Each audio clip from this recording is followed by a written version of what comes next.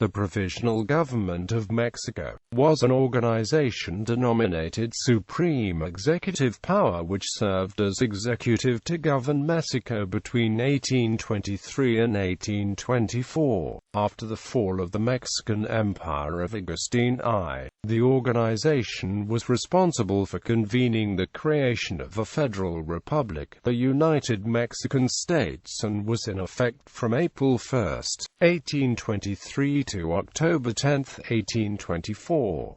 Background: on September 27, 1821, after 3 centuries of Spanish rule, Mexico reached its independence. The Treaty of Córdoba recognized part of the Viceroyalty of New Spain as an independent empire, which was recognized as monarchist, constitutional and moderate. The new country adopted the name of Mexican Empire. A minority of the Constituent Congress in search of stability elected as monarch Agustín de Iturbide, and thus he was proclaimed Emperor of Mexico on May 18, 1822. However, the constitutional empire soon demonstrated the incompatibility of its 2 main parts, the emperor and the Constituent Congress. The deputies were imprisoned simply for expressing their disagreements with Iturbide, and finally, Iturbide decided to permanently eliminate the Congress, establishing instead a national junta board. The lack of Congress,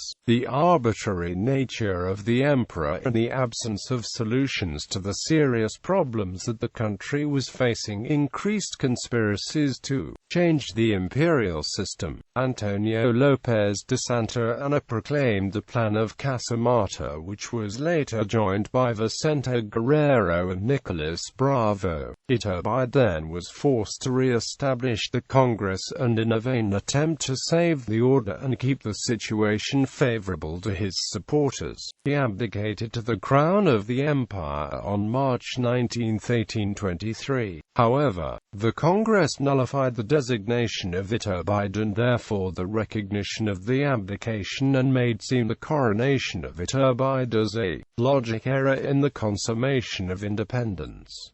The Republic and the Federal Union. On March 31, 1823, Constituent Congress appointed a triumvirate consisting by Nicolas Bravo, Guadalupe Victoria and Pedro Celestino Negrete to lead the nation. This organization was named Supreme Executive Power. To replace Bravo and Victoria, who were not in the capital, were chosen and Miguel Dominguez and José Mariano Michelena. The Supreme Executive Power was commissioned to summon the former provinces, now free states, to create the Federal Republic, and also to call elections for a new Constituent Congress. Also had to overcome a series of political difficulties, as the case of the Central American provinces that chose not to join Mexican Federation. The provinces of Oaxaca, Yucatán, Jalisco and Zacatecas that declared itself free and sovereign states, also faced a conspiracy of supporters of Iturbide, an anti-Spanish rebellion attempt. On November 5, 1823 was installed the new Constituent Congress.